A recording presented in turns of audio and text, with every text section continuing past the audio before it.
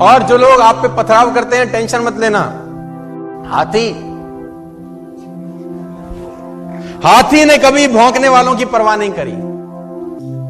अच्छा देखो, किसी गांव में एक हाथी आ जाए, मैं उस दिन भी सुना रहा था किसी को, तो गांव भर के वयोवृद्ध जो बुजुर्ग लोग रहते हैं हाथ जोड़ के खड़े हो जाएंगे, जय हो गणेश जी महाराज, जय हो गणेश जी महाराज। एक सज्जन मुझसे बोले कि गांव और शहर में क्या फर्क है? तो मैंने बोला, गांव में हाथी को भी लोग गणेश जी कहते हैं, और शहर में गणेश जी को भी हाथी कहें तो बहुत बड़ी बात नहीं है।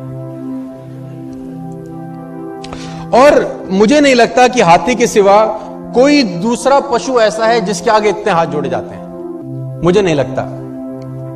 लेकिन एक दूसरी विडंबना यह है कि जितने हाथ जोड़े जाते हैं वो और किसी के नहीं जोड़े जाते, और जितने भौंकने वाले इसके पीछे लगे रहते हैं किसी और के नहीं लगे रहते।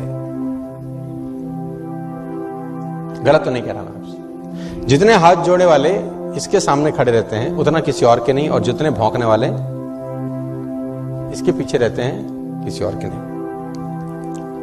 गांव भर के वयोवृद्ध हाथ जोड़े खड़े होंगे और भौंकने वाले पीछे पड़े होंगे, तो टेंशन लेने का जरूरत। और मुझे आज तक साला ये बात समझ में नहीं आई कि कुत्तों को हाथी से तकलीफ क्या है। हमको कुत्तों की बात समझ में नहीं आती, उनको हमारी नहीं आती। अगर समझ में आती तो हम पूछते कि भैया तुम्हें तकलीफ क्या है, और कुत्ते जवाब देते तो क्या देते मैं ये भी बता दूं आज आपको।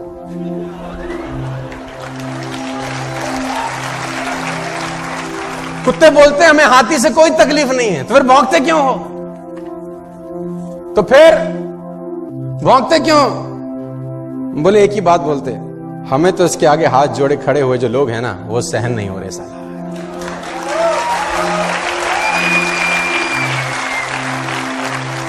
और सही बात है, जिसकी जितनी स्तुति होगी उसकी उतनी निंदा भी होगी।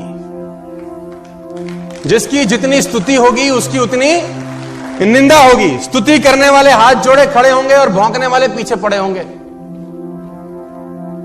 तो घबराने का जरूरत नहीं है कि अगर लोग आपको ताना मारें, टेंशन दें, आप अपना मस्त आगे आगे चलो। लेकिन दिक्कत क्या है?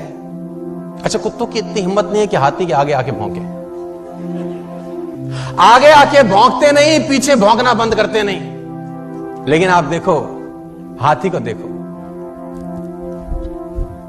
उसकी चाल में मस्ती बनी रहती है यार, क्योंकि वो हाथ जोड़ने वालों के पास ठहरता नहीं है और भौंकने वालों की तरफ मुड़कर देखता नहीं।